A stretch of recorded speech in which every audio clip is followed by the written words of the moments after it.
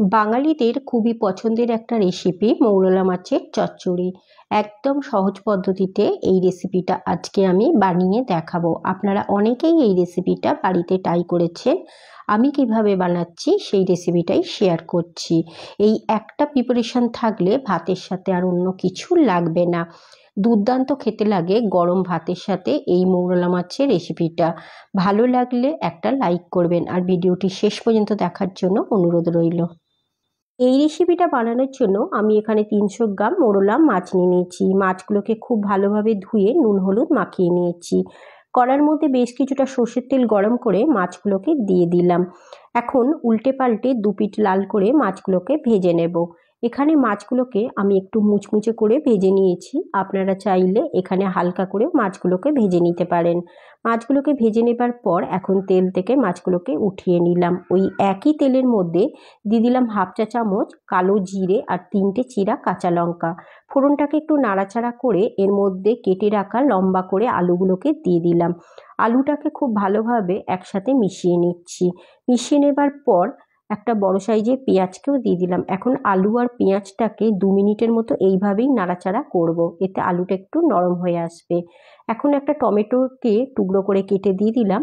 এখন টমেটোটাকেও আলুর সাথে এইভাবেই একটু নাড়াচাড়া করব, এতে আলু আর টমেটো অনেকটাই নরম হয়ে আসবে। হাফ চা চামচ এখানে আদা রসুন বাটা দিয়ে দিলাম। এখন মশলাটাকে আবারও 1 মিনিটের মতো কষিয়ে নিচ্ছি।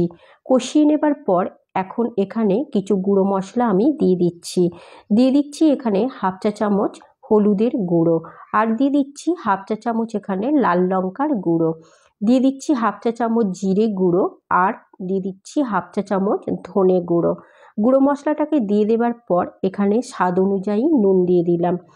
এখন নুনটাকে দিয়ে মশলাটা খুব ভালোভাবে একসাথে আলুর সাথে কষিয়ে নেব, এতে আলুর সাথে মশলাটা খুব ভালোভাবে মিশে যাবে। 2 মিনিট কষানোর পর এখানে আমি পরিমাণ মতো জল দিয়ে দিলাম। আমি এখানে 1 কাপ গরম জল দিয়ে দিলাম। খুব ভালোভাবে মিশিয়ে নিচ্ছি। মিশিয়ে নিয়ে 2 মিনিট ফুটতে দেব।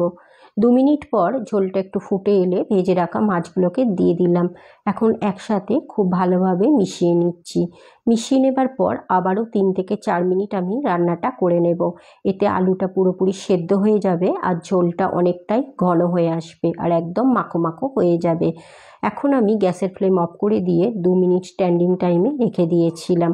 রেসিপিটা একদম তৈরি হয়ে গেছে। এই রেসিপিটা বাড়িতে একবার হলেও ট্রাই করে দেখতে পারেন। গরম ভাতের সাথে দুর্দান্ত লাগে খেতে, আর অন্য কোনো প্রিপারেশনের দরকার পড়ে না। ভালো লাগলে লাইক শেয়ার আর কমেন্ট করে জানাবেন আজকের রেসিপি কেমন লাগলো। দেখা হবে আবারও কোনো নতুন রেসিপির সাথে। ভালো থাকবেন, সুস্থ থাকবেন। ধন্যবাদ।